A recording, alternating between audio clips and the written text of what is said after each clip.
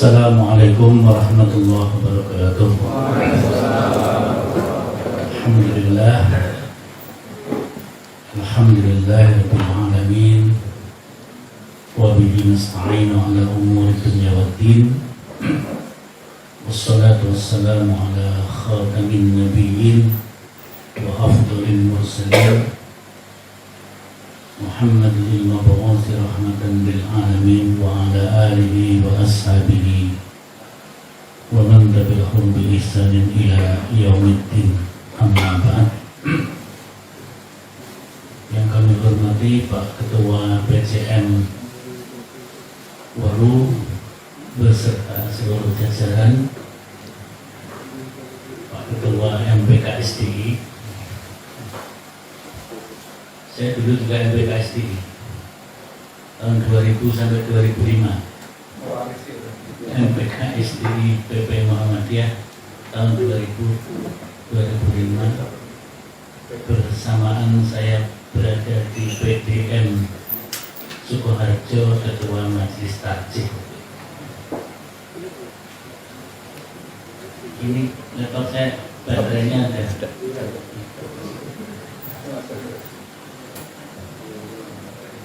Ya, kajian kita di dalam surat yang saya terima adalah tentang ideopolitor.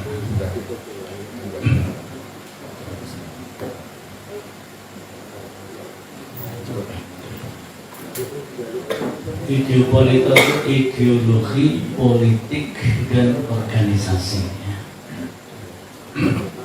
Tapi semuanya kita bingkai dalam ideologi gerakan dakwah Muhammadiyah. Jadi memang Muhammadiyah itu intinya adalah gerakan dakwah. Dan seluruh bangunan organisasi Muhammadiyah itu adalah dakwah. Sehingga kalau kita punya lembaga-lembaga pendidikan seperti pesantren, sekolah, madrasah, itu juga dakwah. Kita punya rumah sakit, jangan lupa rumah sakitnya rumah sakit dakwah. Kita punya koperasi, BMT, lembaga keuangan mikro, bank pembiayaan rakyat syariah, BPRS. Kita punyanya baru BPRS, yang bank beneran belum. Itu semua untuk dakwah.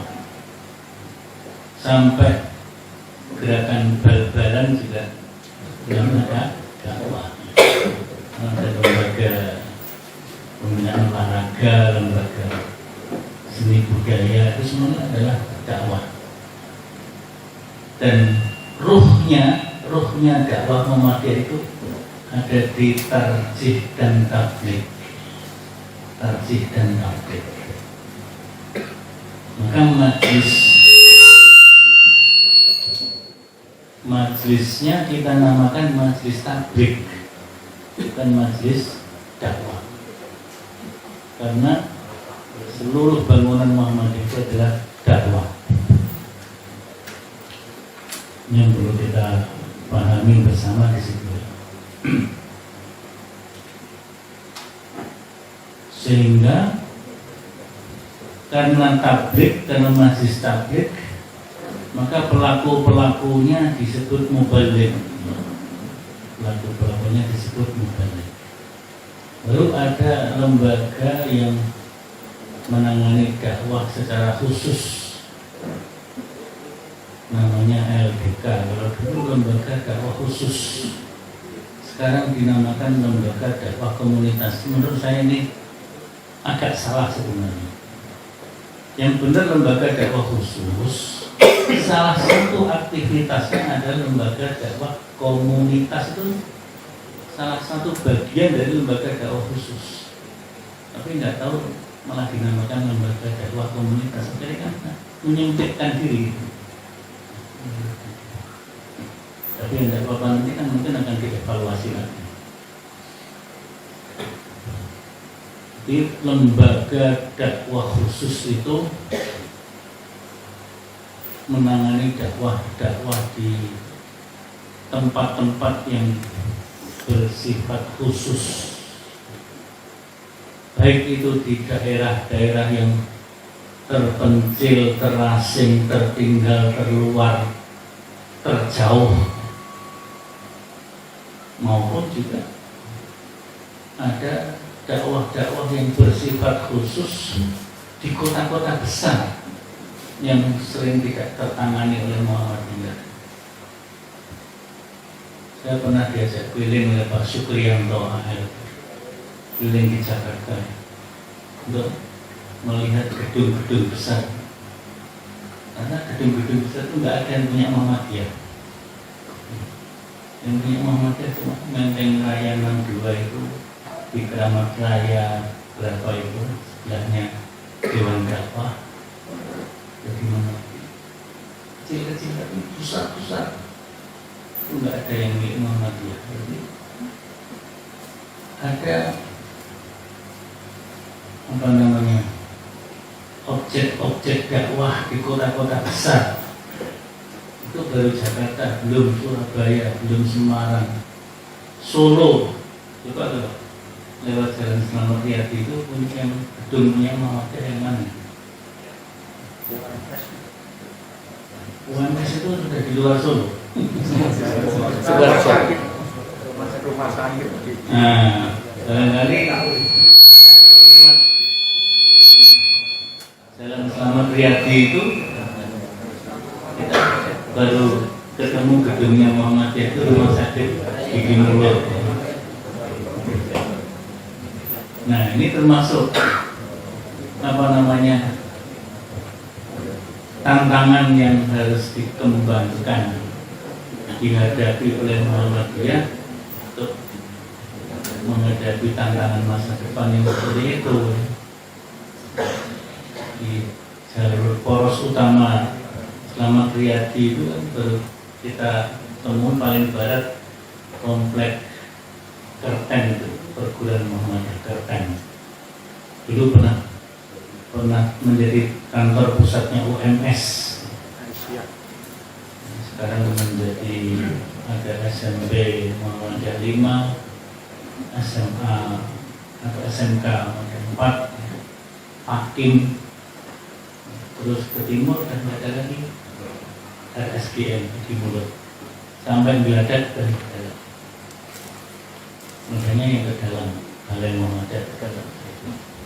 Nah ini itu lembaga dakwah khusus itu punya tugas seperti itu. Sekarang namanya lembaga dakwah komunitas, menurut saya. Sehingga pelaku-pelakunya disebut dai dari komunitas atau dai khusus. Nah, itu. Nah, dalam pelaksanaannya selama ini memang seperti dai khusus itu baru dikelola oleh pimpinan pusat. Padahal seharusnya tidak hanya di pimpinan pusat, mestinya lembaga dakwah khusus atau lembaga dakwah komunitas itu turun wilayah juga, kemudian daerah, bahkan kalau sampai cabang. Karena komunitas-komunitas tertentu ini perlu penanganan secara khusus. Nah itu ya. Ayat yang dibaca Qorib sudah sangat tepat dengan ayat yang akan kita. Memang ayat utamanya 104, tapi harus diawali dari 102, 103, 104, bahwa gerakan dakwah Muhammadiyah kita ini adalah gerakan untuk menguatkan keimanan dan ketakwaan. Ya ayyuhalladzina amanu taqullaha haqqa tuqatih wa la tamutunna illa wa antum muslimun. Itu visi besar kita adalah iman takwa. menguatkan keimanan, dan itulah ideologi utama Muhammadiyah sebenarnya. Nah, yang 103 itu landasan untuk menguatkan iman takwa itu, yaitu wa'tasimu bihablillahi jami'an wala tafarraqu. Beriktisam kepada tali Allah. Nah, tali Allah itu ya Al-Quran was Sunnah. Al-Quran was Sunnah. Sekarang ditambahi was Sunnah al-Maqbulah. Artinya sunnah hadis yang makbul, yang bisa diterima untuk dijadikan hujjah. Dulu di HPT jilid 1, sekarang masih tertulis lengkap, tidak dirubah. Itu ad-din ay ad-dinul islami alladzi ja'a bihi Muhammad huwa ma anzalallahu fil Qur'an wa ma ja'at bihi sunnatus shahihatu minal awamiri wan nawahi wal irsyadat li salahil ibad dunyahum wa ukhrahum. Di situ tertulis as-sunnah wa ma ja'at bihi as-sunnatus shahihatu. Saya mendengar langsung dari Pak Jindar Tamimi, Sekretaris PP Muhammadiyah tahun 60-an, bahkan tahun 70-an juga masih Sekretaris PP. Baru tahun 80-an sampai 90 beliau menjadi salah satu wakil ketua PP Muhammadiyah ketika ketuanya Pak A.R. Bakhrudin. Jadi beliau tahu perumusan masalah 5 itu, ad-din itu, bahwa yang dimaksud dengan as-sunnatus shahihatu adalah al-ahadisu al-maqbulah. Sunnah shahihah itu artinya hadis-hadis yang makbul untuk dijadikan hujjah. Hadis yang makbul yang bisa diterima sebagai hujjah dalam pandangan Muhammadiyah itu ada 4 kriteria. Kriteria yang tertinggi adalah sahih, yakni sahih li dzatihi. Di bawah sahih atau sahih li dzatihi adalah sahih li ghairi. Sahih li ghairi itu sebenarnya hadisnya hasan tapi naik derajat. Hadis hasan yang naik derajat menjadi sahih li ghairi. Itu seperti kalau orang mau berangkat haji itu, berangkat haji kan diperiksa oleh dokter Sumanto, Bapak Sumanto. Sumanta apa Sumanto? Setelah diperiksa kesehatannya oke semuanya, asam urat normal, kolesterol normal, jantung normal, gula darah normal, maka dia sahih li dzatihi, istitoah li dzatihi untuk berangkat haji. Tapi yang lain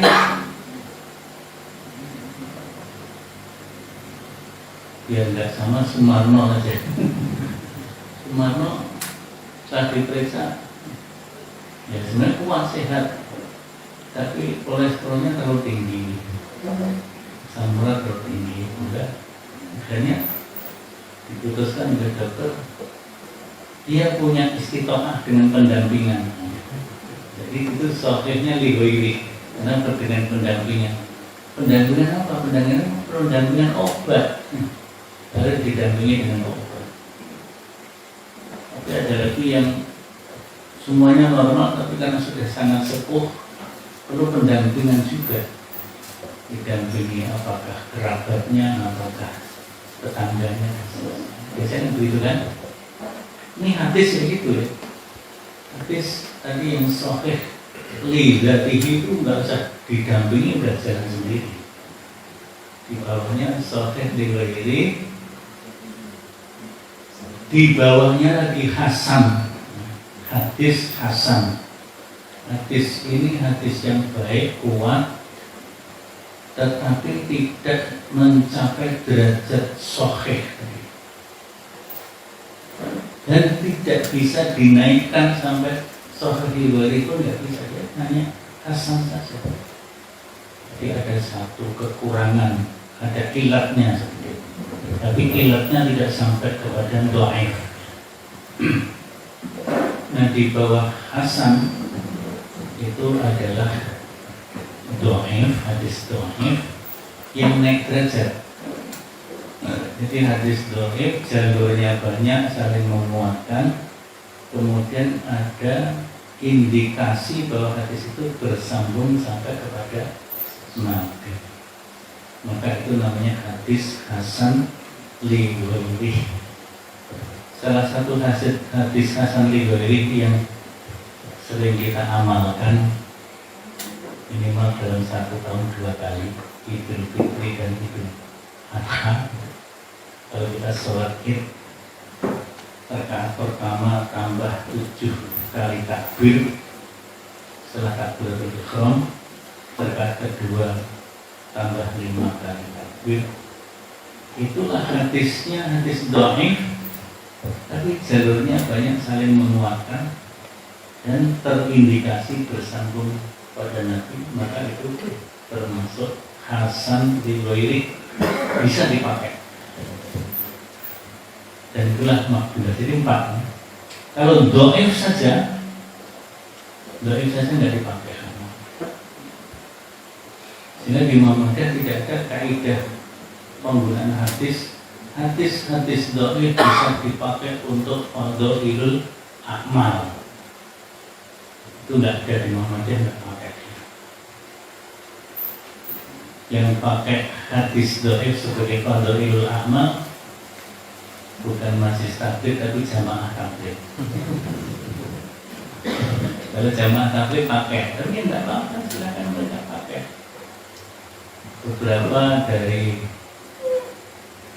teman-teman Nahdlatul Ulama juga memakai itu hadis dhaif dalam fadhailul a'mal, bahkan dalam hukum pun kadang dipakai. Karena mereka mengatakan yang dhaif kan tetap hadis, walaupun hadis tapi kan dhaif kan. Kalau kita kan kalau hadis dhaif itu ada kemungkinan dia bukan hadis. Nah itu ya, wa'tasimu bihablillahi jami'an wala tafarraqu dan seterusnya. Itu sebagai landasan dalam penguatan iman takwa, dalam gerakan jamaah dalam bentuk persahabatan Muhammadiyah. Baru yang 104 ini adalah metodologi dan strategi perjuangan. Wal takum minkum ummatun yad'una ila khair wa ya'muruna bil ma'ruf wa yanhauna 'anil munkar. Seolah-olah hanya ayat 104 ini, padahal harus dimulai 102, 103, bahkan nanti 105 sampai 110 dan sebelum-sebelumnya juga begitu. Ini visi misi yang bersumber dari ayat Al-Quran yang kemudian melahirkan gerakan Muhammadiyah.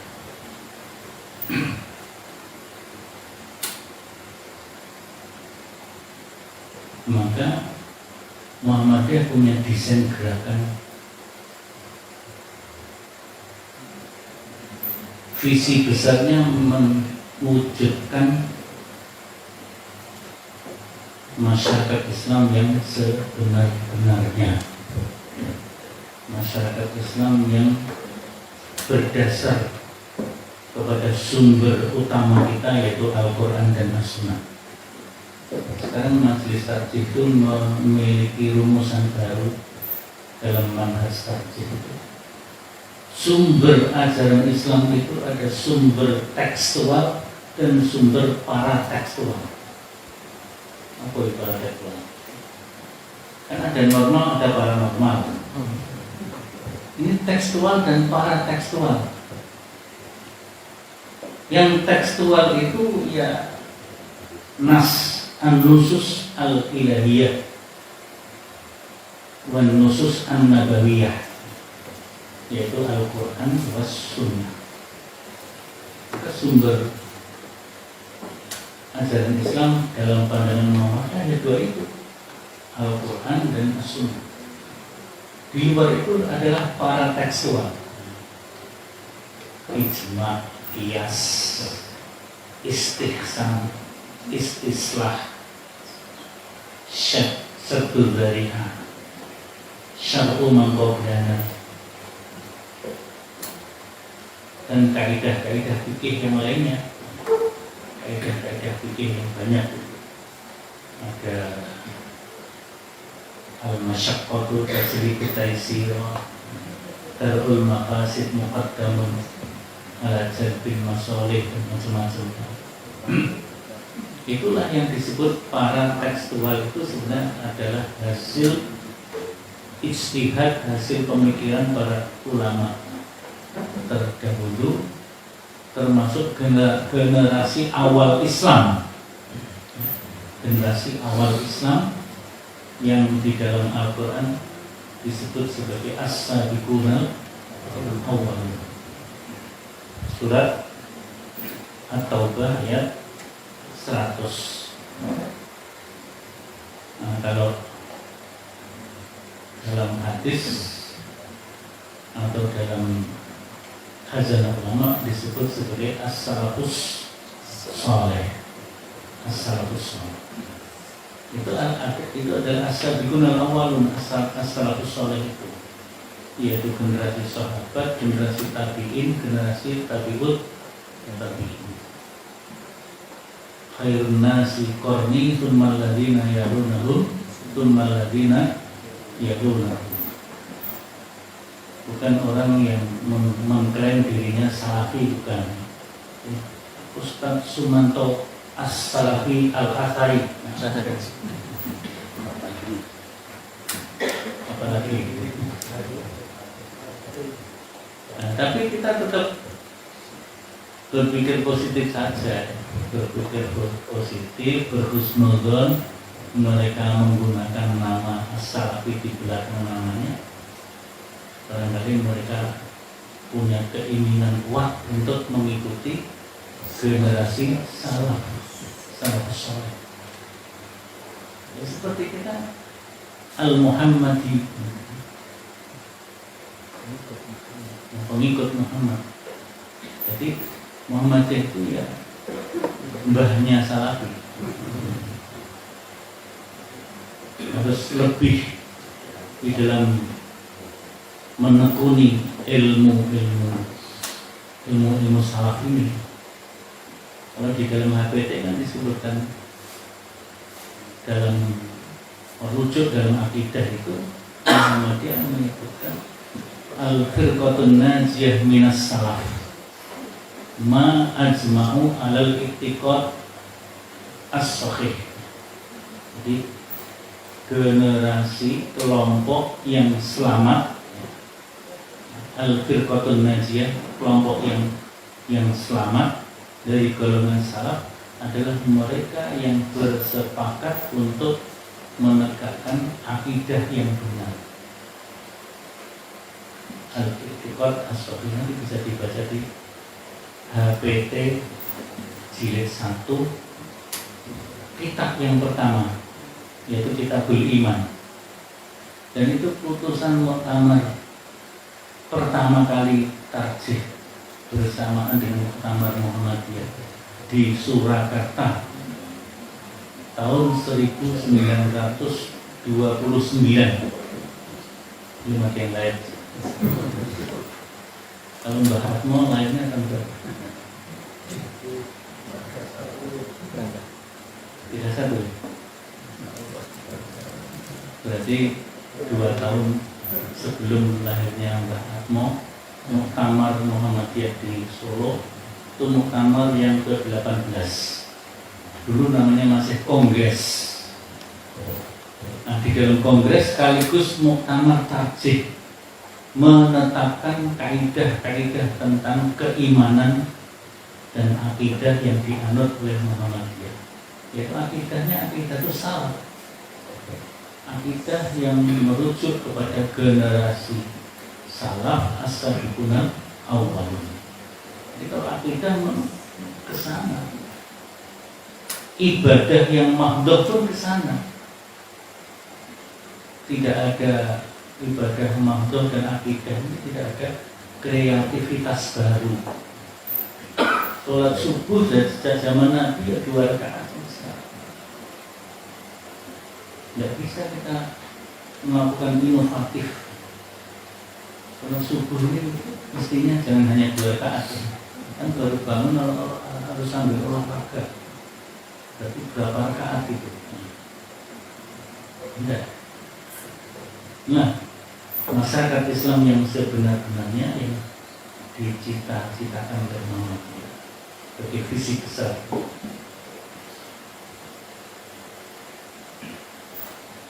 Nah, itu kalau dibuat alur pikirnya seperti itu. Untuk mencapai visi besar masyarakat Islam yang sebenar-benarnya ada program pembinaan pribadi-pribadi muslimin sehingga menjadi jamaatul muslimin, tapi juga melalui organ-organ yang ada di persyarikatan Muhammadiyah itu sendiri, ortum-ortumnya, Aisyah dan lain-lainnya, dan juga amal usaha Muhammadiyah. Semuanya dikerahkan untuk menuju satu visi besar masyarakat Islam yang sebenarnya itu gerakan desain gerakan. Maka memang Muhammadiyah itu nggak bisa tidak kecuali dakwah, gerakan dakwah. Kalau di Al-Islam Kemauan dan UMS itu identitas gerakan Muhammadiyah itu gerakan Islam, gerakan dakwah, gerakan tajdid. Islam, dakwah, tajdid. Ini melalui pembinaan pribadi-pribadi umat Islam, khususnya anggota Muhammadiyah, sehingga di situ disebutkan supaya muncul pribadi Muslim yang sebenarnya, YS itu yang sebenarnya. Di antara pribadi-pribadi Muslim ada yang menjadi anggota Muhammadiyah, ada yang tidak jadi anggota. Kita kan berdakwah ini tidak untuk menjadikan semua orang jadi anggota Muhammadiyah. Ini bagaimana menjadi orang Islam yang baik. Syukur-syukur bisa menjadi anggota Muhammadiyah, dan menjadi anggota Muhammadiyah yang baik juga. Dari anggota yang banyak itu ada anggota-anggota yang terlatih bergerak jadi kader. Ini tugasnya Pak Sumantang yang PKS. Kader Muhammadiyah yang baik. Apa kader Muhammadiyah yang tidak baik? Ya semuanya baik sama. Kalau sudah kader, di antara kader adalah mubalik dai Muhammadiyah. Saya katakan dai karena ada lembaga dakwah khusus itu. Mubalik sekaligus dai itu penting. Dai itu bahasa Jawa, tidak iso. Didadak iso itu kan. Mubalik kok didadak nggak bisa. Saya nggak punya persiapan, nggak bisa. Mubalik harus sekaligus dai. Tapi dulu ada dai yang nangkepin mubalik, namanya dai Bahtiar. Nah, itu desain gerakan.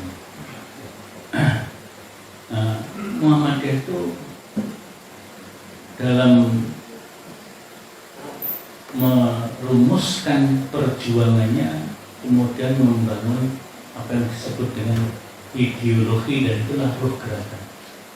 Dulu ketika ideologi Muhammadiyah itu dirumuskan dalam satu rumusan yang sering kita sebut dengan matan keyakinan dan cita-cita hidup Muhammadiyah.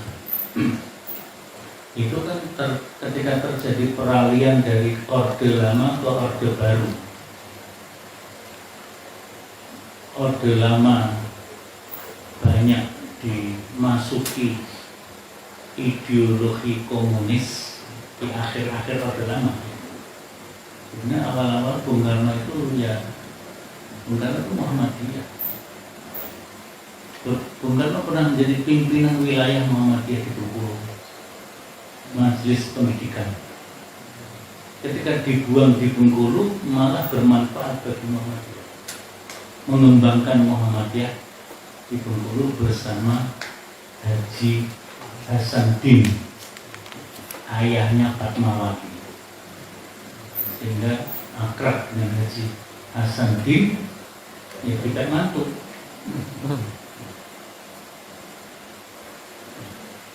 Jadilah Bu Fatmawati menjadi istrinya Bung Karno. Itu ibunya Megawati, tapi Megawati nggak nurunin Fatmawati. Karena dalam episode perjuangan Bung Karno dan Bu Fatmawati kan terjadi perpisahan antara beliau. Tidak cerai tapi berpisah. Nah, ketika berpisah, Megawati tidak ikut Bu Fatmawati. Seandainya Megawati ikut Fatmawati mungkin lain ceritanya. Ikut Bung Karno yang mungkin nggak terlalu kopen dalam bidang pendidikan pribadiannya. Itu Bung Karno. Nah, terjadi peralihan antara Orde Lama ke Orde Baru karena ideologi itu menjadi sesuatu yang sensitif, sehingga bapak-bapak Muhammadiyah kita sangat bijak dalam melihat situasi politik seperti itu. Maka tidak dinamakan ideologi, tapi dinamakan cita-cita dan keyakinan hidup Muhammadiyah. Maksudnya ideologi, cita-cita dan keyakinan hidup Muhammadiyah. Ini apa namanya? Wisdomnya para pemimpin Muhammadiyah kita. Insya Allah juga sampai pemimpin yang sekarang. Jadi ada wisdom, ada kebijaksanaan, ada hikmah di situ. Oh, ini kalau pakai ideologi sensitif. Karena ideologi waktu itu, apalagi awal Orde Baru zaman Pak Harto, pokoknya ideologi ya Pancasila. Nggak boleh ada ideologi lain. Sampai akhirnya di tahun 80-an ada asas tunggal. Tapi mungkin waktu itu seperti kesannya negatif ya, represif, apa namanya, otoriter. Tapi coba kalau dinilai sekarang, Pak Harto semuanya termoto bagus, tertata bagus. Ketika memaksakan asas tunggal itu, berdialog dengan Pak AR, berdialog dengan para pemimpin Muhammadiyah, ada Buya Malik Ahmad, ada Pak AR Fakhrudin, ada Buya Hamka dan sebagainya. Itu dialog. Pokoknya Muhammadiyah ikuti dulu asas tunggal. Tapi silakan cantumkan di pasal 1 ayat 1, Muhammadiyah itu gerakan Islam, akidah Islam, sumbernya Quran Sunnah, silakan. Tapi yang bagian ayat 2-nya atau pasal 2-nya, asasnya Pancasila.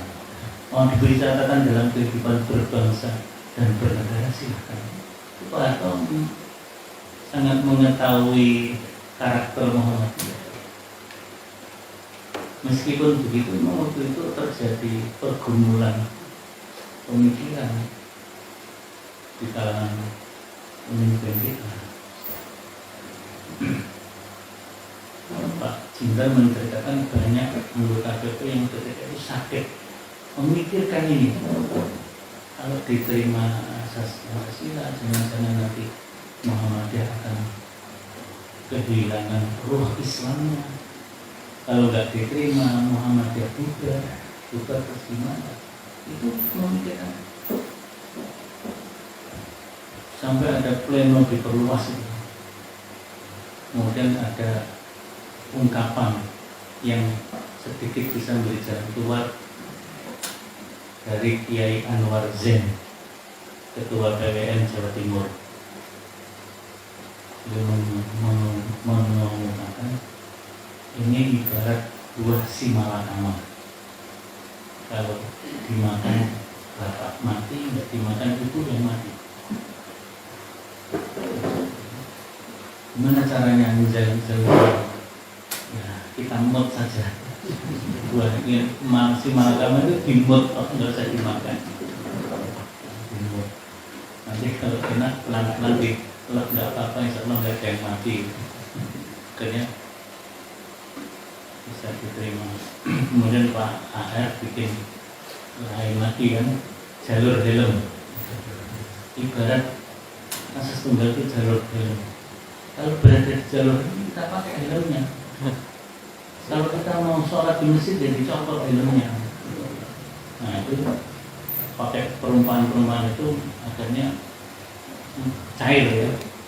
Akhirnya Muhammadiyah di Surakarta tahun 85 itu muktamar Muhammadiyah Surakarta yang kedua. Yang pertama nanti kan tahun 29 terus 85 asas tunggal. Ini maka kemudian di Muhammadiyah waktu itu tidak menggunakan kata ideologi Muhammadiyah, tetapi ya keyakinan, cita-cita dan keyakinan hidup. Kalau disingkat kira-kira menjadi MCKH, tapi kemudian tidak tahu kapan dirubah menjadi MKCH. Perubahannya saya nggak mencermati. Nah, ideologi itu dari kata ide, gagasan, cita-cita, dan logos. Di situ ada ideal, ada idealita, ada idealisme. Kemudian lahirlah apa yang disebut dengan ideologi. Nah sekarang pakai kata ideologi udah nggak masalah, tidak sensitif lagi. Apalagi zaman presiden yang terakhir ini, apa-apa nggak masalah. Padahal semuanya jadi masalah.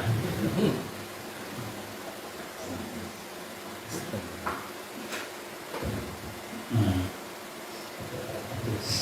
cita-cita dan keyakinan hidup atau keyakinan dan cita-cita hidup, maka di situ ideologi itu adalah sistem keyakinan kita. Maka ya dalamnya ada akidah, sistem akidah, dan akidah kita aqidatus salaf tadi bisa dibaca dalam himpunan putusan tarjih bagian pertama Kitabul Iman. Ideologi, sistem keyakinan, cita-cita dan perjuangan Muhammadiyah yang di dalamnya terkandung faham agama Islam menurut Muhammadiyah. Ada kata-kata menurut Muhammadiyah itu bukan eksklusif ya, tapi untuk menentukan inilah capaian yang dilakukan oleh Muhammadiyah, sehingga Muhammadiyah tidak mengklaim pahamnya sebagai paham yang paling benar dan yang lain salah. Ini yang bisa dicapai oleh Muhammadiyah, siap untuk dikoreksi dari siapapun, termasuk di dalam bertarjih juga begitu. Majelis tarjih terbuka untuk koreksi dari manapun selama bisa menunjukkan dalil dan argumen. Maka Muhammadiyah itu tidak mengikat diri kepada mazhab tertentu, aliran tertentu, terbuka, independen, bahkan bisa dikoreksi oleh siapa. Itu paham agama. Kemudian juga penegasan tentang hakikat Muhammadiyah sebagai gerakan Islam itu ada dalam NKCH. Kemudian misi dan sistem perjuangan Muhammadiyah termasuk kiprah dan peran Muhammadiyah dalam kebangsaan dan kenegaraan. Ini NKCH itu ideologi Muhammadiyah seperti itu. Nah, secara perkembangan pemikiran ideologi Muhammadiyah itu ya kira-kira inilah, tapi ada beberapa yang di dalamnya misal hitoh perjuangan juga masuk di dalamnya. Jadi yang pertama tentu adalah Muqaddimah Anggaran Dasar Muhammadiyah. Muqaddimah ini ditulis oleh Ki Bagus Hadikusumo dengan mengambil inspirasi ketika beliau di BPUPKI merumuskan piagam atau pembukaan Undang-Undang Dasar 45 yang awalnya adalah Piagam Jakarta. Dan Ki Bagus termasuk orang yang sangat kekeh mempertahankan Piagam Jakarta itu untuk menjadi Undang-Undang Dasar 45, termasuk 7 kata dengan kewajiban menjalankan syariat Islam bagi pemeluknya. Ketika ada usulan untuk dihapus, Ki Bagus tidak setuju karena itu sudah disepakati. Pertama memang yang menguruskan 9 orang, tapi kan 22 Juni 9 orang memutuskan, 10 Juli diputuskan oleh BPUPKI.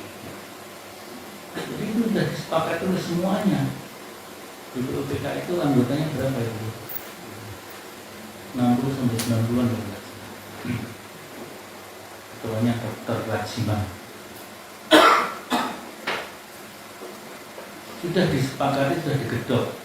Tiba-tiba ada yang mengusulkan 7 kata.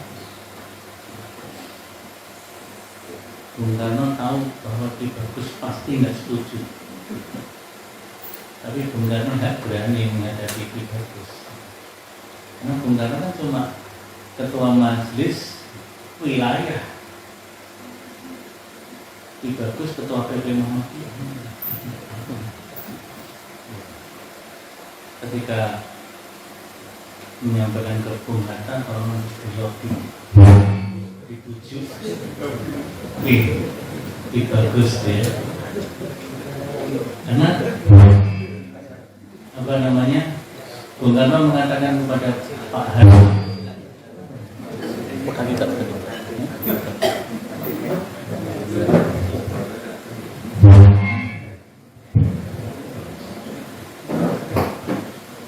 Bung Karno mengatakan kepada Bung Hatta, saya nggak berani menghadap Bung Ki Bagus. Bung Hatta mengatakan kalau Bung Karno nggak berani, apalagi saya.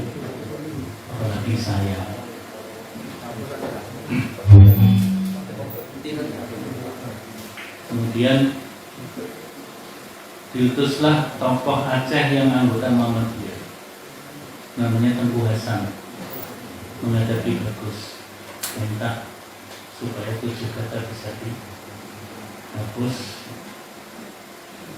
Ki Bagus mengatakan boleh dihapus, tapi bukan 7, tapi 2 kata saja. 2 kata saja yang dihapus. Apa yang dihapus? Jadi sila pertama kalau dihapus 2 kata menjadi ketuhanan dengan kewajiban menjalankan syariat Islam titik. Bagi pemeluknya tidak ada. Itu ketegasan Ki Bagus. Jadi kalau itu yang terjadi, kira-kira gimana? Seluruh rakyat Indonesia harus berislam. Ketuhanan dengan kewajiban menjalankan syariat Islam titik.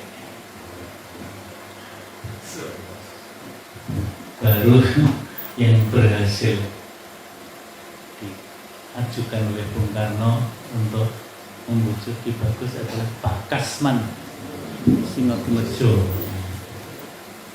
Pak Kasman membujuk Ki Bagus, ini Indonesia baru berumur 1 hari.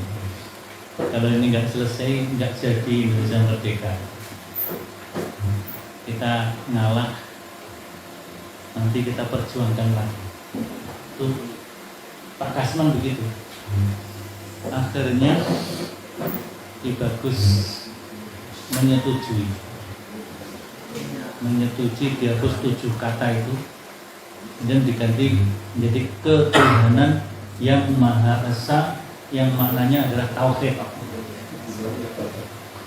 Dan ini muncul dalam putusan Muktamar 85 ketika menerima asas Pancasila itu. Tapi saya pernah membaca di Suara Muhammadiyah penyesalan yang disampaikan oleh Pak Kasman. Saya membaca tulisan Pak Kasman, saya ikut menangis. Seperti saya mendengar, seperti saya ketika membaca tulisan Pak Kasman, seperti mendengar langsung perkataan Pak Kasman sambil menangis. Dan saya pun ikut meneteskan air mata membaca Suara Muhammadiyah tahun 82. Kalau ada yang masih punya arsipnya, cari Suara Muhammadiyah tahun 82. Saya waktu itu kelas 2 SMP, kelas 2 atau kelas 3 SMP. Saya membaca tulisan Pak Kasman karena beliau itu menyesal kenapa mau disuruh untuk membujuk Ki Bagus. Karena perjuangan untuk mengembalikan 7 kata sampai tahun 82 itu belum pernah berhasil. Meskipun dalam Dekret 5 Juli 59 kembali ke Undang-Undang Dasar 45 yang asli, Bung Karno dalam dekretnya ada kata-kata Piagam Jakarta menjiwai dekret ini. Artinya ketuhanan dengan kewajiban itu menjiwai. Itu bahwa Bung Karno memiliki komitmen terhadap Piagam Jakarta itu sebenarnya. Tapi kan setelah itu, setelah dekret kembali ke UD45, masuk komunisme PKI, sehingga kembali ke UD45 seolah-olah nggak ada artinya. Karena yang dilaksanakan bukan itu, demokrasi terpimpin dan liberal. Nanti ketika Pak Harto kan juga gitu, kalau Pak Harto kan menegakkan Pancasila dan Undang-Undang Dasar 45 secara murni dan konsekuen. Bahasanya bagus kan. Ini dalam prakteknya ya, tapi masih ada sisi positifnya. Komitmen beliau untuk memberantas komunisme. Nah ini ya, ini konstelasi ideologi pada saat itu mungkin sampai sekarang ini perlu kita kaji ulang, sehingga Muhammadiyah dari masa ke masa ini merumuskan kelengkapan ideologinya sesuai dengan perkembangan masa, perkembangan zaman. 2015 misalnya Pancasila sebagai Darul Ahdi wa Syahadah. Muktamar yang terakhir kemarin, Risalah Islam Berkemajuan. Itu rumusan yang sangat bagus dari sisi penguatan ideologi dengan mengikuti perkembangan zaman. Tetapi di dalam rumusan Risalah Islam Berkemajuan itu, Muhammadiyah menguatkan, meneguhkan sebagai gerakan dakwah Islam. Tauhidnya diperkuat di situ, rujuk ilal Quran wa sunnahnya juga diperkuat, apalagi ditambah ada manhaj Islam berkemajuan di situ. Jadi meskipun itu berkemajuan, modern, tidak mengarah kepada Islam liberal itu yang kita syukuri dalam risalah Islam berkemajuan. Nah, ini unsur-unsur ideologi. Jadi ideologi tadi kan sistem keyakinan, cita-cita dan perjuangan Muhammadiyah. Ada paham agama, ada hakikat perjuangan Muhammadiyah, ada kiprah Muhammadiyah dalam bermasyarakat, berbangsa dan bernegara. Itu bagaimana bisa dilakukan pemahaman yang komprehensif, kemudian dianut, diikuti, diperjuangkan dan diwujudkan untuk mencapai tujuan bersama. Ini pokok-pokok pikiran dari Pak Haidar. Sebelum beliau jadi ketua umum PP sudah punya pikiran seperti ini dalam buku itu, Manhaj Gerakan Muhammadiyah.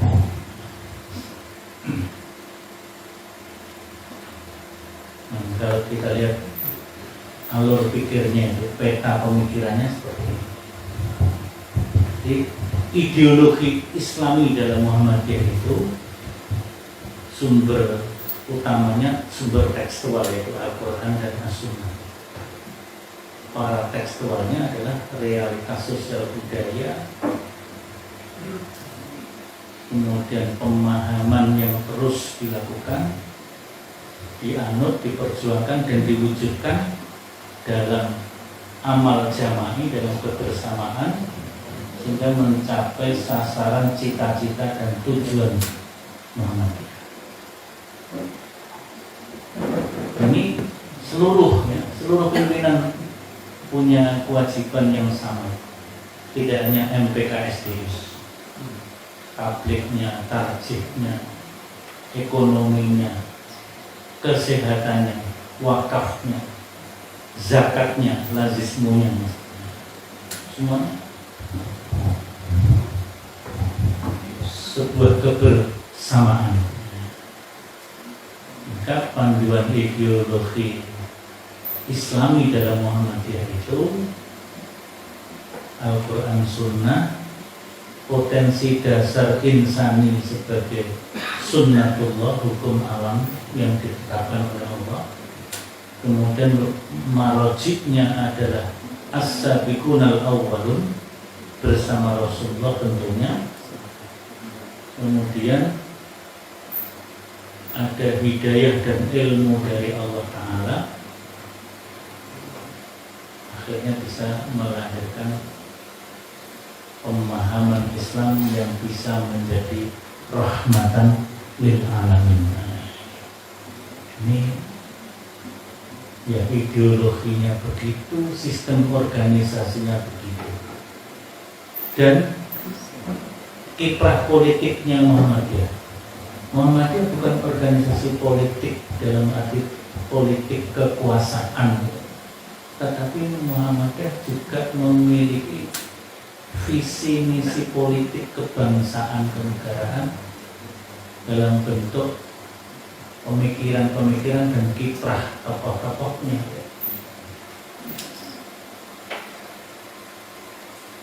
Dari awal dulu, ya Bung Karno bagian dari Muhammadiyah juga.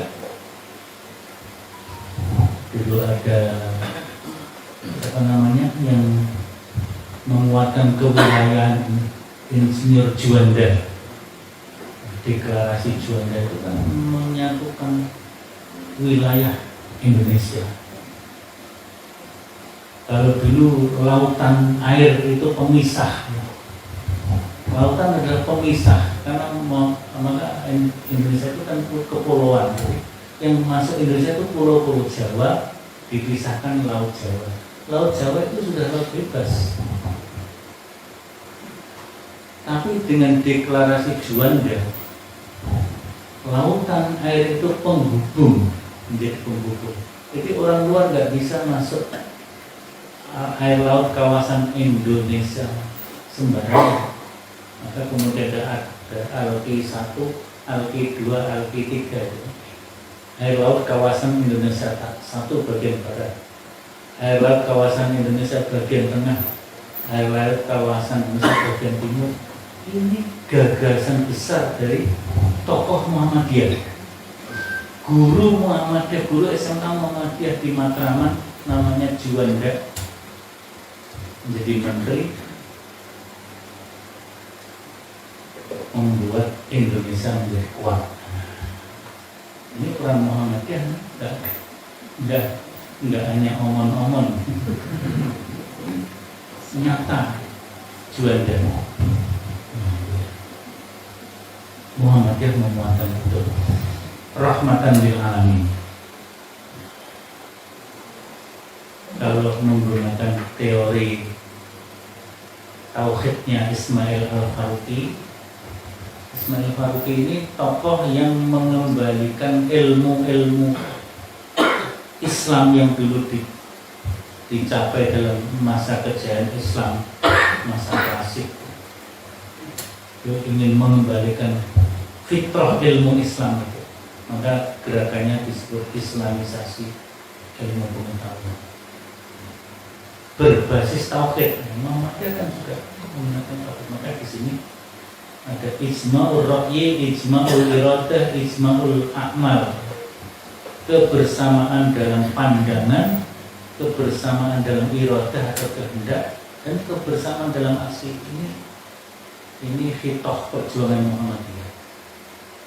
Kita meminjam teorinya Ismail Razi Al-Faruqi. Nah, di dalam Al-Quran gerakan Muhammadiyah, gerakan dakwah ini memang harus dimulai dari pembentukan individu, yaitu bagaimana individu yang berkarakter uswah hasanah. Pemimpin-pemimpin Muhammadiyah ini memang harus menjadi uswah hasanah, dan alhamdulillah insyaallah aktivis-aktivis Muhammadiyah dimanapun, baik di desa, di kota, masih bisa menjadi uswah hasanah. Termasuk tadi Pak Juanda itu masih menjadi uswah hasanah. Gerakan Muhammadiyah juga, Muhammadiyah itu punya, kemarin Asad ada yang mengatakan berapa ribu triliun itu, yang mengatakan 400, ada yang mengatakan 600, ada yang mengatakan sampai 1000 triliun. Tapi alhamdulillah di Muhammadiyah itu sepi korupsi. Insya Allah nggak ada korupsi, nggak ada KPK. Cukup ada fikih anti korupsi oleh Majelis Takjid, dibaca, diserap, dan dipraktekkan dalam hidup itu. Ya kalau ada satu dua yang nyeleneh, ya mungkin ada, bisa diatasi. Tapi semua aktivis pemimpin Muhammadiyah itu bukan meminta, memberi. Bisa adalah memberi. Mubalik Muhammadiyah memang perlu dibantu. Jadi kalau perlu memang seperti teman-teman di Gunung Kidul itu, Korps Mubalik Muhammadiyah itu seperti pegawai persalinan. Jadi seperti guru, gaji sebagai mubalik dalam satu bulan berapa? Ya minimal itu kalau di Gunung Kidul sudah UMR plus itu. UMR plus, kerjasama Lazismu dan masjid, semua masjid di Gunung itu menjadi kantor layanan Lazismu yang nanti dikelola sedemikian rupa bersama Korps Mubalik, sehingga Mubaliknya itu konsen betul untuk melaksanakan tugas tabligh dan dakwah. Yang menerima dalam tanda petik gaji. Tapi ada yang merasa sudah bisa mencukupi tanpa digaji oleh KMM, Korps Mubalik. Dia terima gajinya, kembalikan ke Lazismu infakkan ke lazismu, nanti bisa untuk kesejahteraan baik yang lain. Kalau di Banyumas tidak dalam bentuk gaji, tapi dalam bentuk fasilitas ketika melaksanakan tugas dakwah. Jadi kalau ada ini, kemudian majelis tabligh mengeluarkan SPPD, surat perintah perjalanan dakwah. SPPD-nya diserahkan ke lazismu mengeluarkan dana untuk biaya transportasi. Bagi yang merasa sudah tercukupi dengan apa yang dimilikinya, efek dari SPPD tetap beliau terima, tapi mau dikembalikan, diinfakkan lagi ke lazismu. Ini Muhammadiyah, tidak pangeran sambar proyek.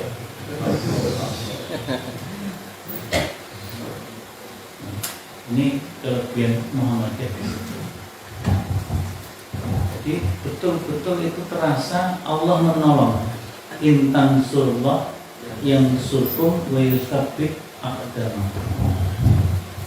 Saya kira yang bekerja di sekolah-sekolah madrasah pesantren Muhammadiyah juga seperti punya jiwa jihad seperti itu. Saya kira itu. Kalau mau slide semuanya slide panjang, nah semuanya. Tapi ini yang penting akan saya sampaikan ini ketika kita berdampingan dengan yang lainnya. Muhammadiyah ini sekarang sudah tidak terlalu populer, tapi dulu sempat mengganggu gerak dakwah kita, terutama aktivis dakwah ini, sekulis ini ya, sekulerisme, pluralisme, dan liberalisme. Walaupun sekarang masih, tapi sudah tidak terlalu kuat seperti dulu. Mungkin amunisinya sudah berkurang banyak. Kalau dulu amunisinya banyak, karena dana-dana dari luar itu banyak sekali. Saya dulu sempat ikut kelompok seperti itu. Pikiran saya, itu dana dari Barat, dari Amerika, itu kan sebenarnya dana kita juga yang dirampas oleh mereka, kemudian untuk membiayai gerakan liberalisasi. Maka saya ikut ke situ, tapi ternyata tidak bisa, karena kita ketika mengadakan kegiatan itu selalu dievaluasi oleh mereka. Sudah saya keluar saja, ini duitnya tidak barokah. Itu dulu ada JIL, sekarang kan sudah tidak terkenal. Nah, funding asing ini menawarkan fasilitas, tapi adalah untuk melemahkan akidah dan perjuangan. Untuk funding asing, sama Asia Foundation, British Council, itu dulu, sekarang sudah tidak terkenal. Nah, kemudian kita juga berdampingan dengan sesama Muslim. Ada gerakan Salafi, sebagian sudah nggak ada ini, NTI sudah nggak ada, dalam arti organisasinya sudah dibubarkan. Ada MTA, masih ke MTA. Ada An-Najat, ini Salafi yang membuat organisasi itu An-Najat, tapi tidak berkembang juga. Yang berkembang adalah Salafi yang tanpa bentuk organisasinya, yayasan-yayasan lokal. Tapi Salafi itu bermacam-macam, maka kita jangan gebiah kuliah kode aslinya. Jadi teman-teman Salafi itu ada yang bisa kita ajak dialog bersama, bahkan kemudian bisa kita Muhammadiyahkan. Di Temanggung itu sekretaris PDM Temanggung itu dulu dari Salaf, dan di mana-mana mengatakan hisab itu bid'ah. Adalah kalau sekolah di UMS itu ya, sekolah di UMS jadi mahasiswa saya. S1 selesai, lanjut S2. Kita telusuri ini dari keranggan teman juga, telusuri mbahnya, bapaknya, semuanya aktivis semuanya itu. Sampai kok nggak meneruskan perjuangan mbahnya sama bapaknya? Kenapa? Kok malah ngelak-ngelak Muhammadiyah di luar? Mari kita perbaiki Muhammadiyah. Kalau menurut panjenengan Muhammadiyah ini ada yang kurang, ayo kita perbaiki. Masuk di dalam, perbaiki dari dalam. Itu lebih bagus daripada ngomong di. Dia berpikir terus menjadi pejuang untuk berdaki Muhammadiyah balik Muhammadiyah. Jadi pernah jadi ketua tablik, pernah jadi ketua tarjih, terus ketua PDM bidang yang membidangi tarjih dan tablik, sekarang jadi sekretaris PDM. Sudah menjadi pembela hisab, bukan memberitakan hisab yang di Cilacap juga itu salafi, tapi kita bisa ajak. Jadi saya tidak setuju yang mengedepankan titik setru. Titik temu dan titik setru, tapi kedapatan titik setru itu titik temu dan titik setru kita kaji secara mendalam. Kalau perlu titik temunya yang diperkuat, seperti Mas Nusiman itu, mungkin titik temunya yang itu dari kita yang memiliki pikiran yang positif seperti itu. Ya kalau yang nggak bisa dibina ya sudah silakan. Ya sendiri punya cara sendiri. Tapi yang bisa kita ajak dia. Nah Muhammadiyah aslinya juga salaf gitu kan, pemurnian. Ini kelompok-kelompok Islam kontemporer.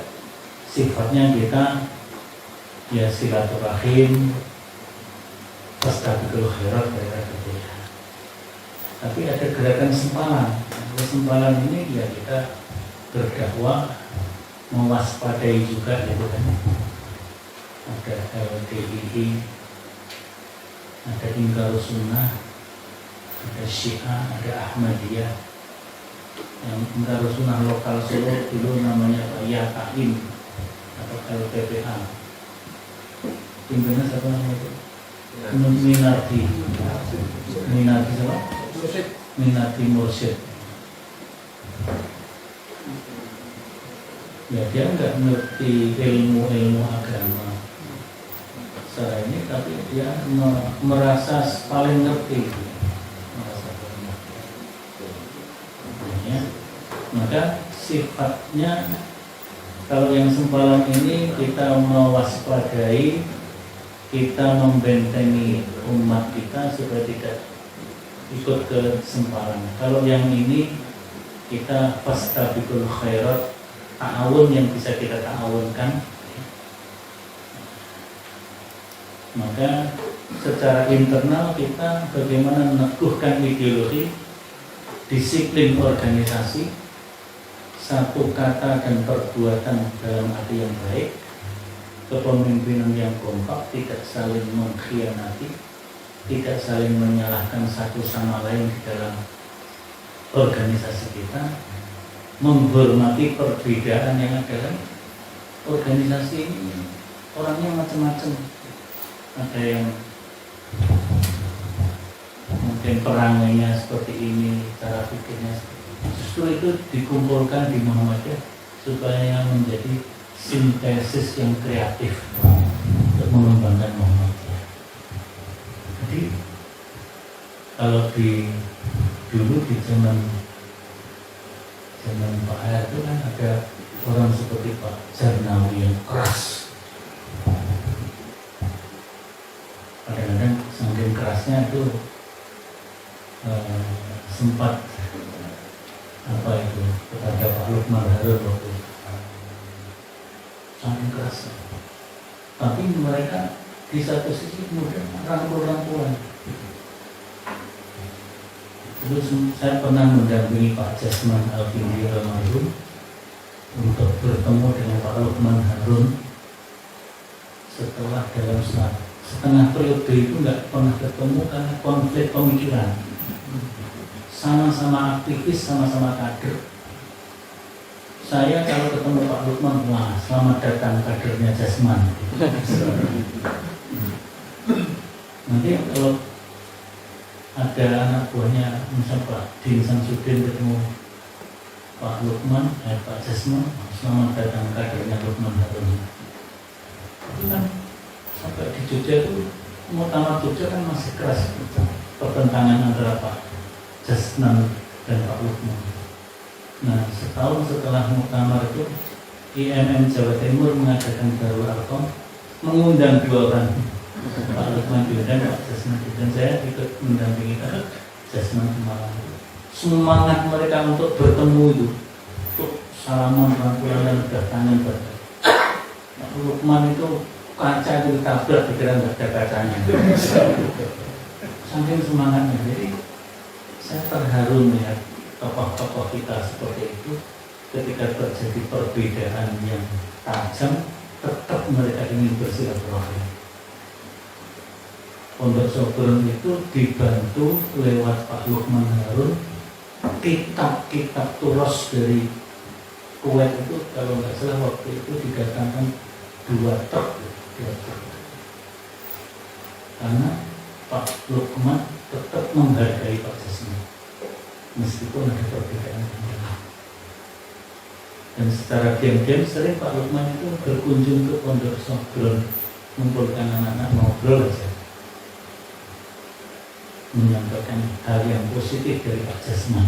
Padahal saya tahu beliau itu berbeda pendapat. Di hadapan kader-kader muda, nah ini menghormati perbedaan. Saya kira ini yang dapat saya sampaikan. Mungkin masih mulai ngidul mana ke sana kemari, monggo nanti dilanjutkan dengan dialog yang bisa kita kembalikan kepada Pak. Bapak Ibu rahimakumullah, Masya Allah pemahaman bermuhammadiyah yang sudah disampaikan oleh Ustaz Samsul, tentunya kita juga bisa merasakan begitunya dari masa ke masa Muhammadiyah itu. Kita perjuangannya jelas berpihak kepada Islam yang sebenarnya, gerakan Islam, dakwah, tajdid dan luzum jamaah inilah yang tentunya kita akan adopsi. Bapak Ibu hadirin rahimakumullah, ini sudah waktunya jam 10 kurang 5, tapi tetap kita buka termin dialog diskusi karena Muhammadiyah ini kan luas sekali pemikirannya dan mungkin masih ada yang mau ditanyakan, didiskusikan. Kami buka terus saja termin, monggo silahkan yang mau bertanya kepada Ustaz bisa menyebutkan namanya dan langsung saja, monggo kami silahkan. Oh, monggo Pak Kasman. Ya.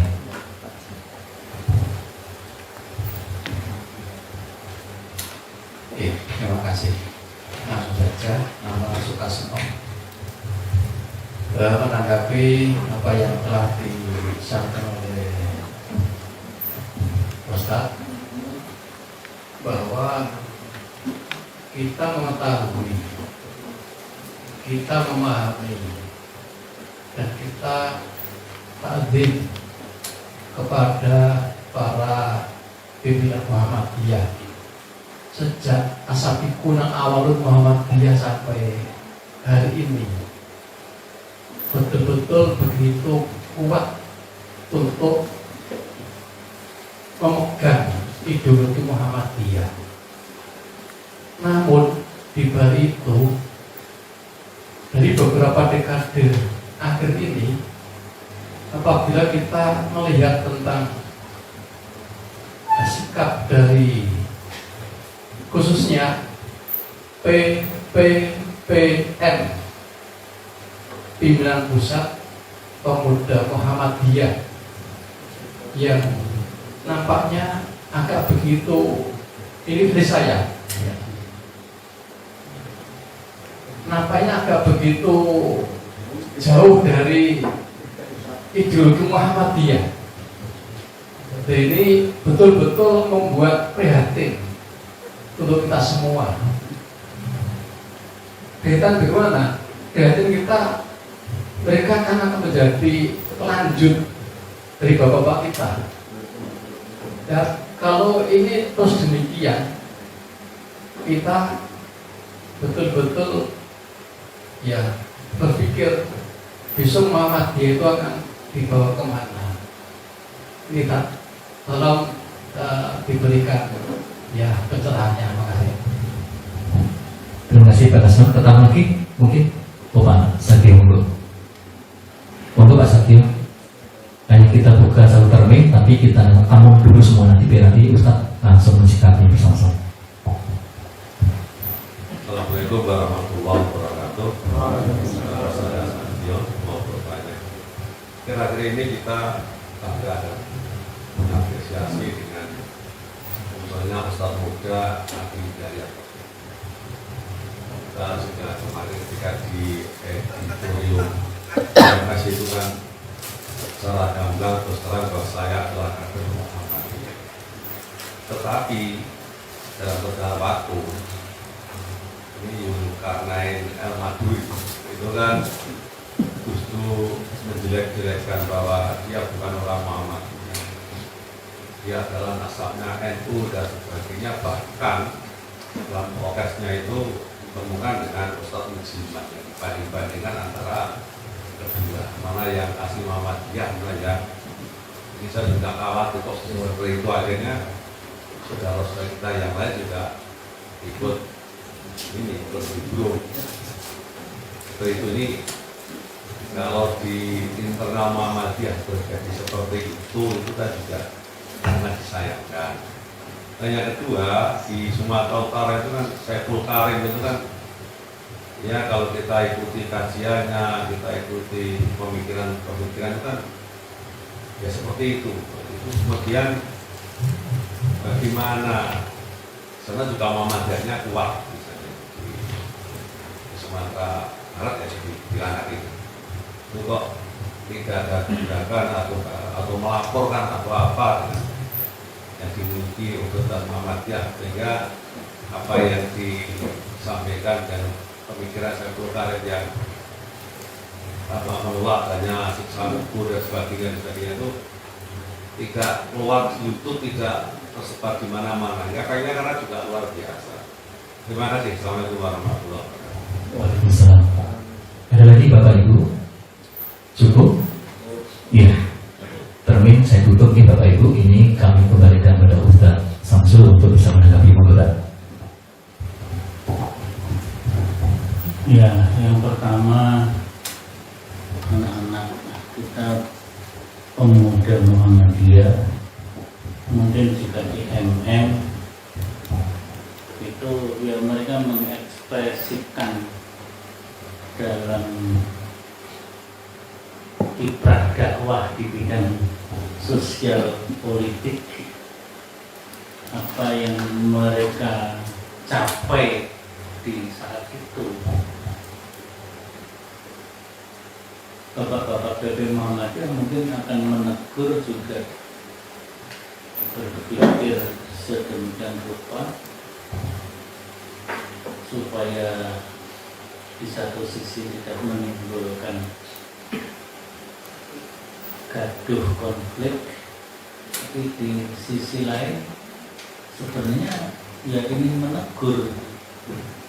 Saya sering ketemu dengan Pak Dahlan Rais itu sering saling curhat. Kadang beliau curhat ke saya curhat ke beliau. Kok seperti ini keadaan kita. Nah, tapi itu ada keprihatinan itu saya kira sudah bagus ya. Kita jangan mereka itu membayar prihatin sama sekali. Itu tidak prihatin. Secara individual persuasif sudah melakukan,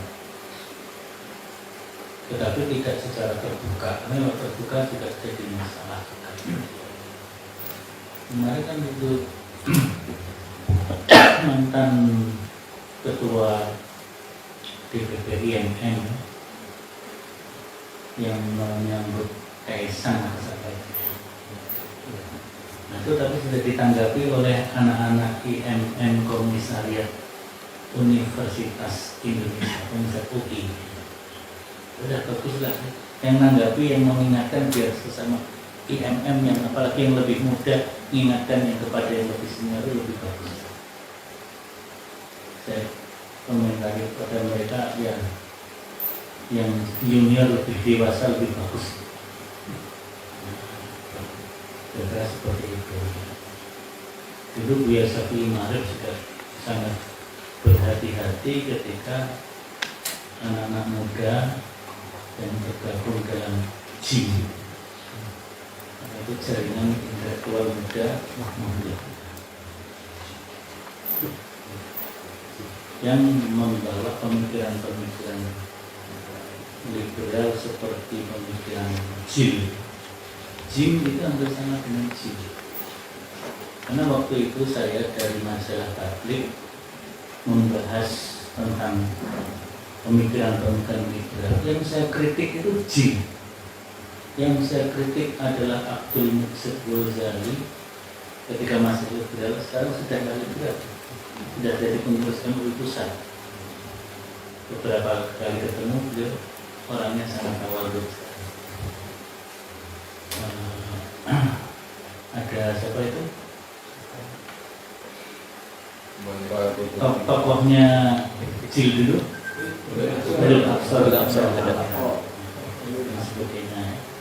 Yang saya kritik itu Jin, tapi yang marah Jin. Jin marah ke saya, padahal saya nggak kritik Jin. Jadi saya melakukan itu, dan Pak Syafi'i Ma'arif selaku ketua PP waktu itu ya dia mengatakannya adalah anak muda. Tapi sekarang JIM itu sudah berdiaspora. Beberapa aktivis JIM yang sekarang ini memiliki pemikiran-pemikiran yang bagus, seperti yang dari UGM, dari Fakultas Hukum UGM sekarang jadi dosen di UGM. Justru mengembangkan pemikiran-pemikiran yang lebih positif, yang lebih islami, tidak membawa pemikiran sekulis lagi. Tokoh-tokoh yang dulu tokohnya JIM juga, setelah kemudian jadi aktivis Muhammadiyah, pemimpin Muhammadiyah. Seperti dulu kan presidium JIM itu diantaranya Ustaz yang murid saya juga Zakiuddin Baidowi. Sekarang salah satu wakil ketua PWN Jawa Tengah, dan pemikirannya bagus. Waktu pengukuhan profesor dia mengkritisi pemikiran barat yang menuduh Islam itu Islam radikal, terorisme. Itu dia mengkritik pemikiran barat. Jadi sudah kembali ke kita nampaknya dan begitu. Sekali waktu saya diundang sini Pak Zakiuddin, pemikirannya bagus, dan sekarang Dewan Pengawas Syariah Lazisme Pusat. Itu Pak Zakiuddin. Jadi apa namanya, ada beberapa. Saya kira dulu Pak Din Samsudin waktu ketua pemuda itu sempat juga mengarah kepada pemikiran liberal. Pak Din kan dulu pernah itu. Waktu Muktamar Pemuda Muhammadiyah tahun 89 di Palembang itu, saya berada di barisannya Pak Sukri Fadoli. Sukri Fadoli yang kalah, ya. Yang menang kan Pak Din.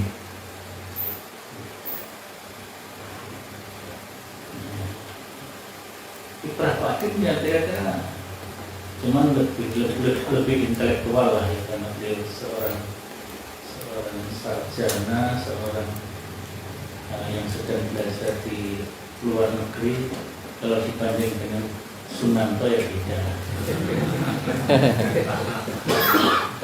Tapi kecenderungan kiprahnya kan hampir sama.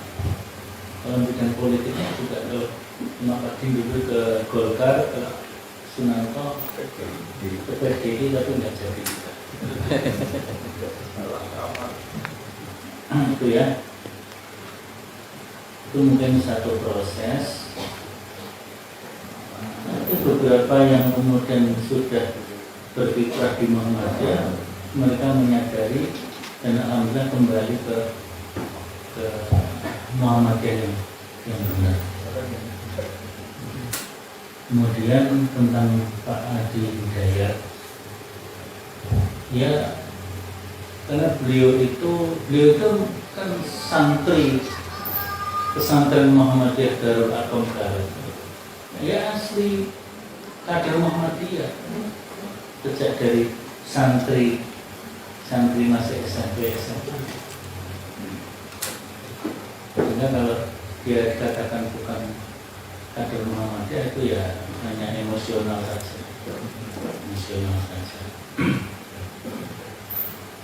Dia tetap kader Muhammadiyah, cuman karena kiprahnya selama ini tidak dalam sistem organisasi, dia berada dalam sistem ya bikin yayasan, kemudian dia dapat dengan manajemen yang sedemikian rupa sehingga proses penyesuaiannya tidak bisa cepat. Sampai sekarang ini sama-sama wakil ketua masih tabligh antara Adi Hidayat dan Samsul Hidayat ini masih jarak ini. Rapat itu saya ketemu rapat dengan Pak Adi Hidayat mungkin baru 2 atau 3 kali saja. Jadi masih agak susah untuk menang. Tapi dia sudah berusaha untuk semakin memprioritaskan kegiatan-kegiatan di Muhammadiyah. Sudah mulai banyak dialihkan kegiatan-kegiatan dakwahnya di Muhammadiyah. Kemudian untuk program beasiswa yang diusahakan sudah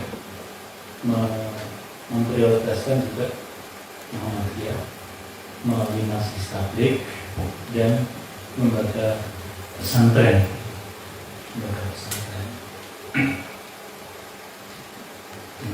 Sekarang ini dia sedang membangun masjid di komplek kantor Masjid Tabligh PP Muhammadiyah di Jogja dengan dana 2,1 M dari Pak Adi Hidayat, tapi tentu lewat jejaringnya.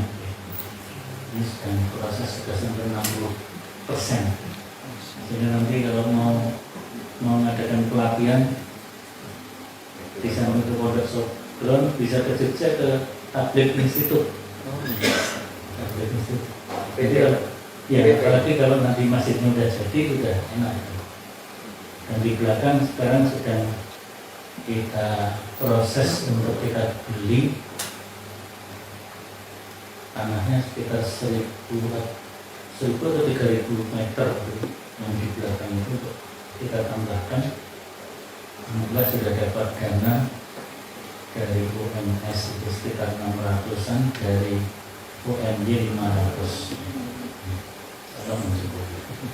Jadi nanti kalau mau pelatihan darurat Baitul Arqam ingin ke Jogja, enak kalau bisa di Jogja kan. Di Tabligh Institute itu kamarnya cukup, kelasnya cukup, nanti untuk akun cukup, masjidnya memadai. Pembicara ngambil PP Jogja kan dekat. Kalau datang ke Solo kan itu.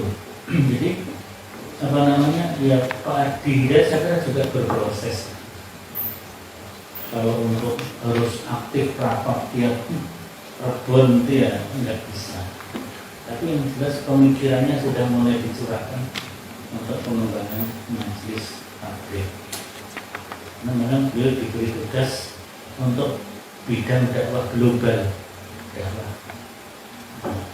Sekarang ini memang efek dari era digital, era medsos itu konflik pemikiran yang sebenarnya harus diredam terpaksa terbuka.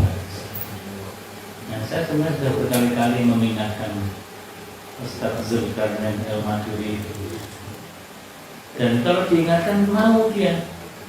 Kemarin saya ingatkan lagi, tolong yang seperti ini dihentikanlah. Kita ini sama-sama kader, mari kita saling menasihati baik dan baik. Sampai mengungkap ini di YouTube, tapi kan Anda belum ketemu langsung dengan Mas Adi Hidayat. Ketemulah, silaturahim lah.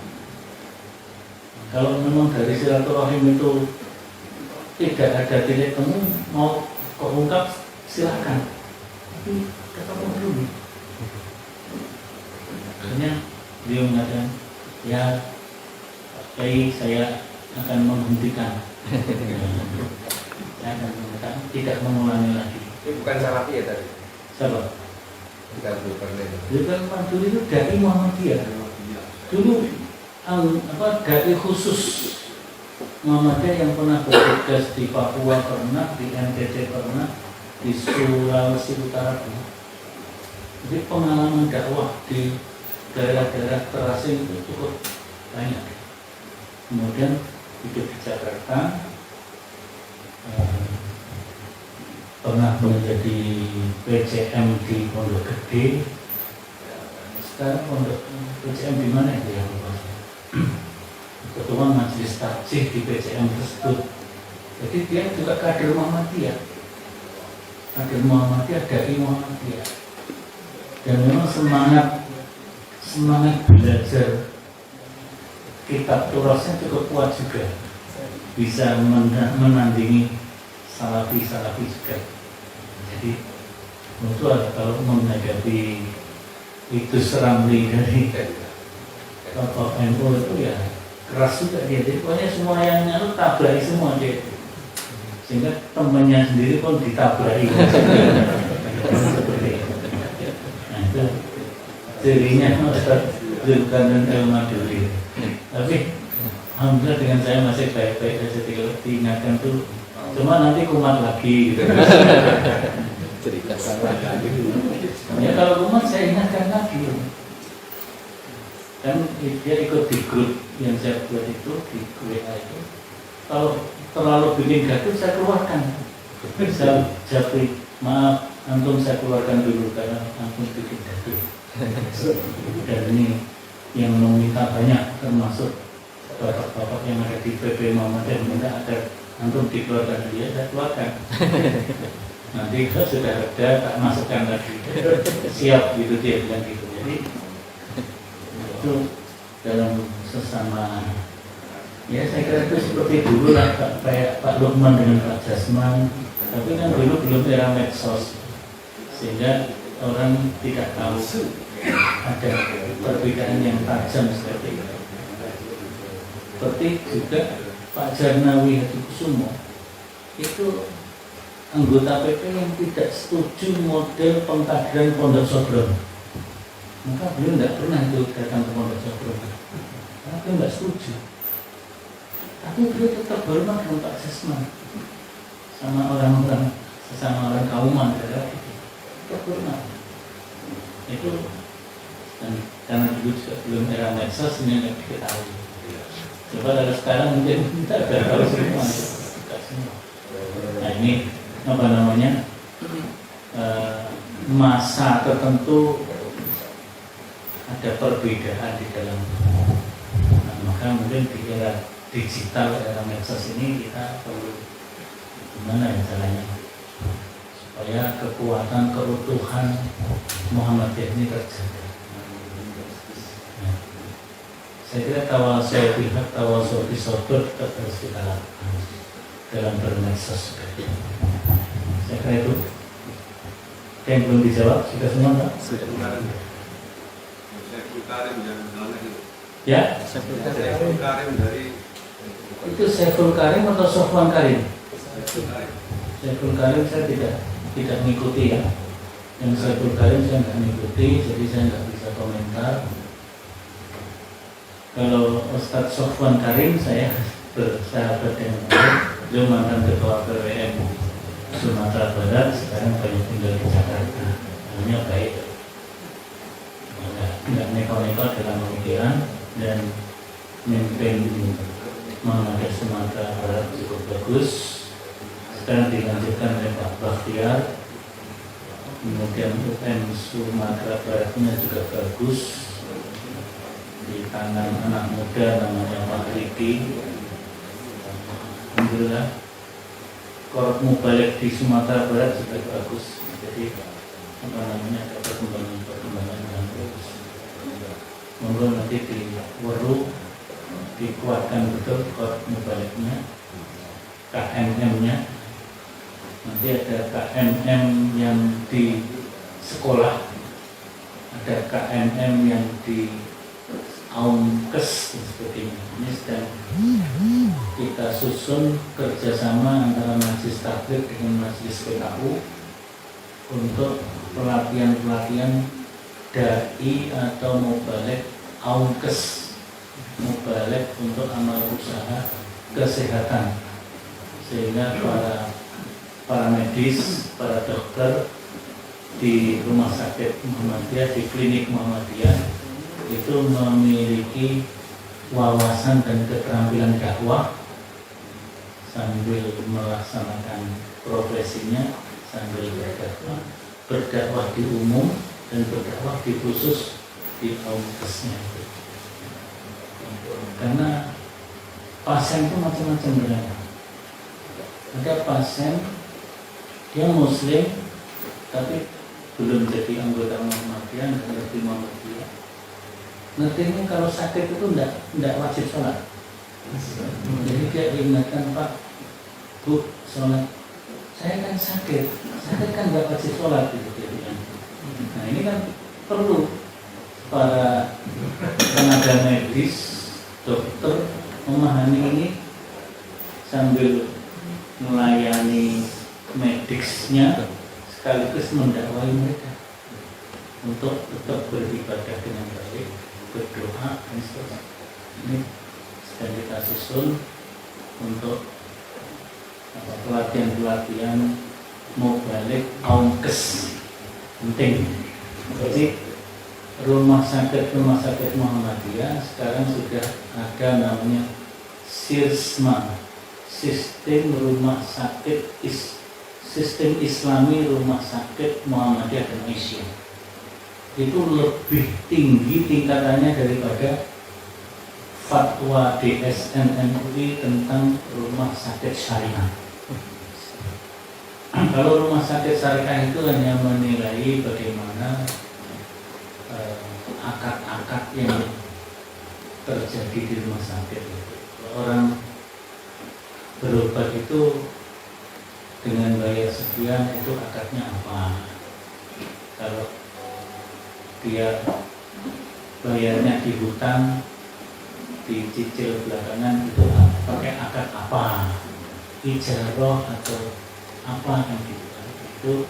Itu rumah sakit syariah, termasuk layanan secara syar'i, etika syar'i.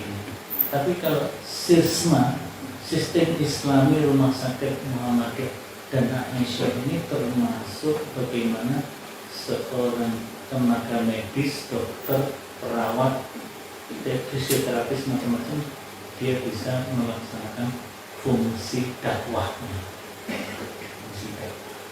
Di samping tentu yang difatwakan oleh DSN MUI juga kan diterapkan di rumah sakit Muhammadiyah, sehingga rumah sakit Muhammadiyah juga memiliki standar sebagai rumah sakit syariah versi Majelis DSN, Majelis Ulama. Ini saya kira baguslah kalau kita bisa memadukan antara